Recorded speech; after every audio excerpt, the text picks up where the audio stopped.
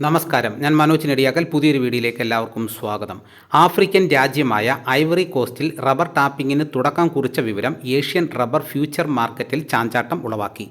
അടുത്ത മാസം അവർ പുതുക്കിയ ഷീറ്റ് വിൽപ്പനയ്ക്ക് സജ്ജമാകുമെന്ന വ്യക്തമായതോടെ ചൈനീസ് ടയർ വ്യവസായികൾ രാജ്യാന്തര വിപണിയിൽ നിന്നും അല്പം പിന്തിരിഞ്ഞു.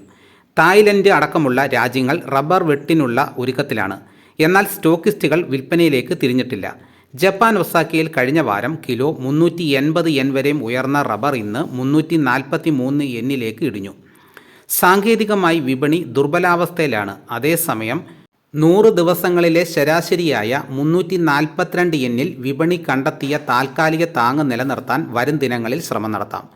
കൊച്ചി കോട്ടയം വിപണിയിൽ 4ാം ഗ്രേഡ് കിലോ 217 രൂപയ്ക്കാണ് രാവിലെ കച്ചവടം ആരംഭിച്ചിരിക്കുന്നത്.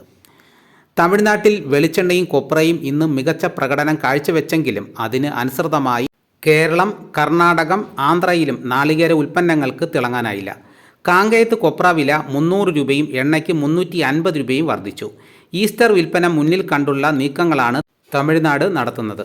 സാമ്പത്തിക വർഷാന്ത്യം അടുത്തതിനാൽ വ്യാപാരികൾ ചരക്ക് സംഭരണം അല്പം നിയന്ത്രിക്കുന്നത് വെളിച്ചെണ്ണ ചൂടുപിടിക്കുന്നതിന് തടസ്സമായി.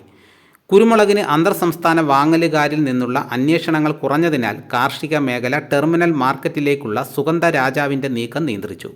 ഹൈറേഞ്ചിൽ നിന്നും മറ്റ് ഭാഗങ്ങളിൽ നിന്നും കാര്യമായ ചരക്ക് വിൽപ്പനയ്ക്ക് ഇറങ്ങുന്നത് കൊച്ചിയിൽ അൺഗാർബിൾഡ് കുരുമുളക് കിലോ 692 രൂപ, അന്താരാഷ്ട്ര വിപണിയിൽ ഇന്ത്യൻ നിരക്ക് ടണ്ണിന് $7,800.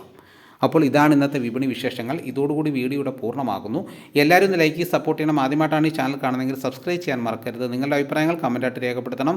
ഈ വീഡിയോ എല്ലാവർക്കും ഒന്ന് ഷെയർ ചെയ്ത് കൊടുക്കണം. മറ്റൊരു വീഡിയോയുമായിട്ട് ഉടനെ എത്താം. എല്ലാവർക്കും എൻ്റെ നന്ദി.